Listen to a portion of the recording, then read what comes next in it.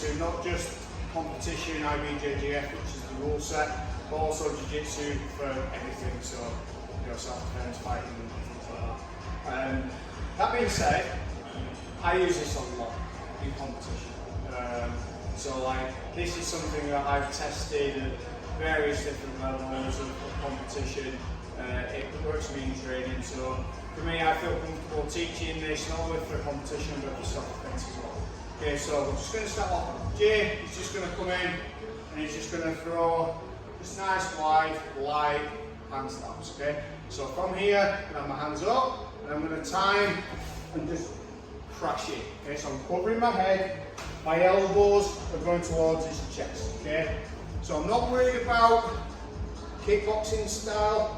One, because it's just as close a distance to get on the inside. So Jay's going to throw strikes, just going to come in and make that connection. So hands and elbows just touching. So here, it's nice and steady.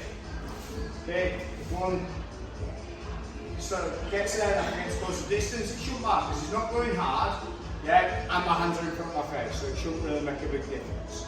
Okay, so just moving around, just for a minute, just making that close and connection. Okay, does that make sense? I'm going to spend too long with this. We're going to practice some quick takedown stuff in a second. Alright, okay. But the way that you kind of develop that kind of sensitivity is doing it when someone's going to hit you.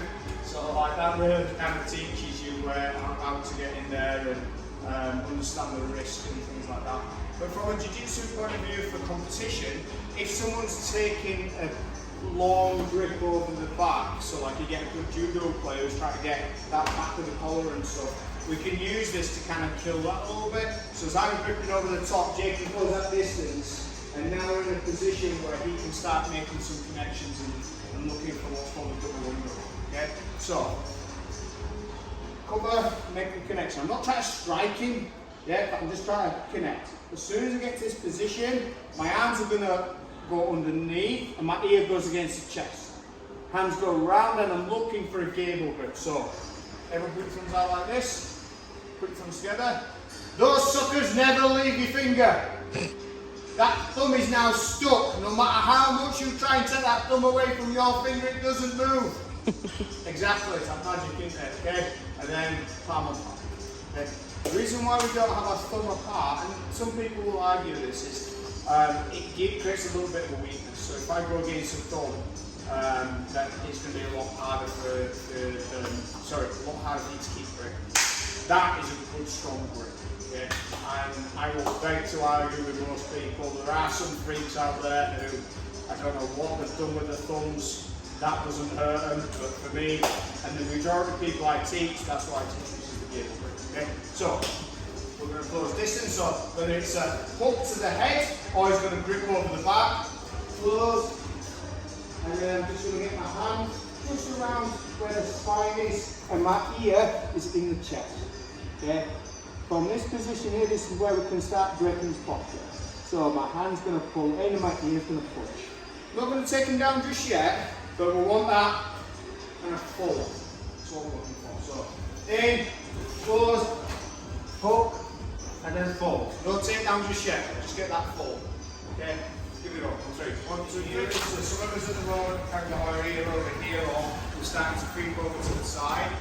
Once we start getting into the side here, we can do the same takedown, but it's a little harder because I'm trying to push his chest back with my ear and my head.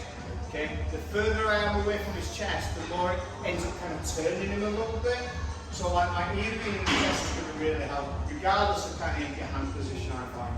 So when we close the distance, first things first, ear against the chest. Okay, next, this hand goes round into that gable grip position, and I'm going to drive forward with my head. You see, I'm not lifting Jay, so some of us are called lifting.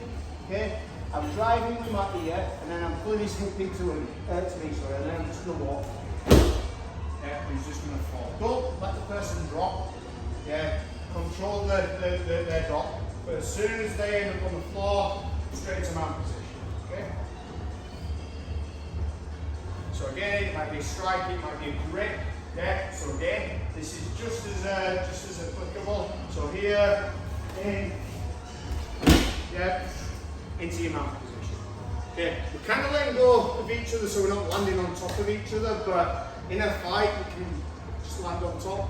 If it's concrete though, like you're landing on top of your own arm, so there is a benefit from a self-defense point of view, just getting used to that.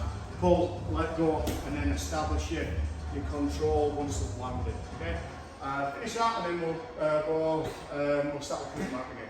All right, my friend. 1, 2, 3.